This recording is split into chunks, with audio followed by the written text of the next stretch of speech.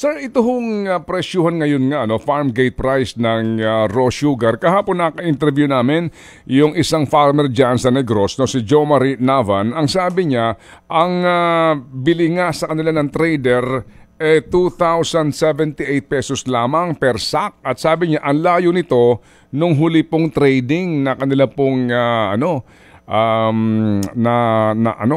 naranasan kung saan po higit nga 3,000 ang presyuhan per sako. At sabi niya, baksak ho talaga ngayon ang presyo ng raw sugar. Pero nga sabi din po ng iba, maging ng ating po mga kababayan sa Metro Manila, bakit ganyan na ang presyo po ng asukal, refined sugar sa merkado 110 pesos per kilo?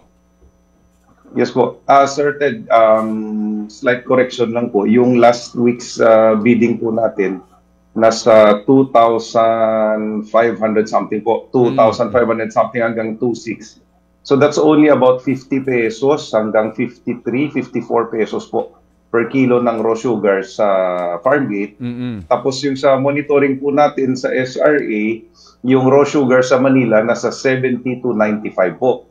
Subalit, yung kahit bumaba na po yung farm gate, yung refined sugar natin nasa 82 to 110 pa rin po. Tama po yan. Opo. So, sir, tapos, if you also remember, di ba, before ho kayo dumating dyan, yung sugar order number 7, ang katwiran doon sa importasyon ng asukal para bumaba po, masustain ang supply and bumaba ang presyo po ng asukal sa merkado. So, what's happening, sir? Okay. Sa ngayon po, sir, kinakausap ko din yung traders because, of course, sumisigaw na yung farmers natin. Yung reason po na binibigay sa atin po is marami daw asukal. So yung steps po na ginawa ng SRA, hininto po natin yung conversion ng imported sugar into domestic. Subalit po, yun yung reason na binibigay bakit mababa yung magsasaka.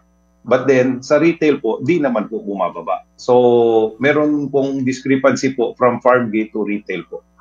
So, ang sabi ho kaninyo ng traders, maraming supply. Ano ho, basically? Yes po. Okay. And then, sa itong farmers naman, barat ang bili sa kanila. And then, yung nga, hindi, parang walang connect, parang may disconnect sa actual na presyo po sa merkado. So, sir, kailan po natin malalaman ang ano ho talaga dito, sino ang culprit dito? Well, sir, it's medyo klaro naman po na pag farmer yung kausap po, yung sinasabi, maraming asukal, that's why mura yung bili sa kanila. Subalit po, disconnected siya sa actual retail price po. So, yung dito po sa gitna siguro, sir, yung culprit po na sinasabi niyo po. Opo, sige. So, mabibigyan ho ba ng ng aksyon ng gobyerno? Meron ba kayong poder ho para diyan, sir? Yung SRA po, sir, based on our charter, ni-review ko rin kasi farmer din po tayo. Based on the charter po ng 1986, it was clearly stated po na the SRA has nothing to do with marketing of sugar and the free market forces will prevail. Yun yung sinabi po ng dating Presidente Aquino. So, nang ginawa to ng 1986. So, as far as SRA is concerned po, yung pwede lang natin gawin, i-regulate lang po yung supply. So, yun po. But then, yung asukal na sinasabi nilang marami, lumabas na rin yun. So, supposedly po, yung retail price bababa.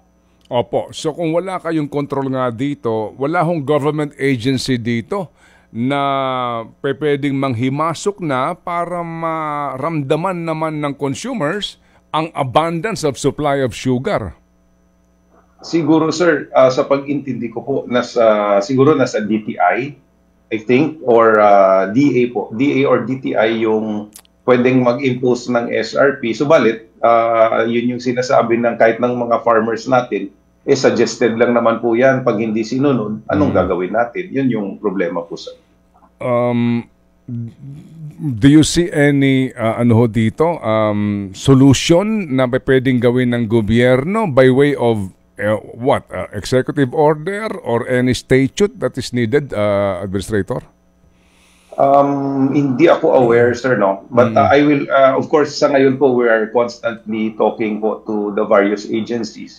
Kasi yung gusto nating gawin po is to support the farmers na hindi sila hihinto sa pagsaka ng sugarcane.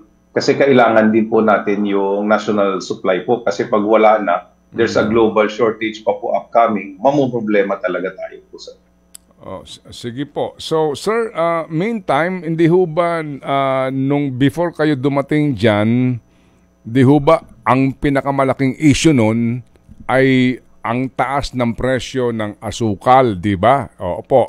Yes po. Yun ang main issue. Kaya nga sugar order number 5, 6, and 7, no? Yes po. Opo. And then sabi po nila itong grupo ng mga farmers and millers, wag muna kayo mag-import masyado kasi meron tayong harvest season at milling season, etc.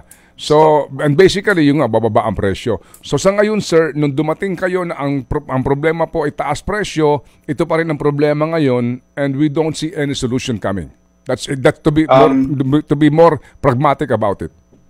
Okay. Sa ngayon, sir, yung low farm gate prices, nakita natin in the last 3 weeks na bumababa yung retail ng raw lang po.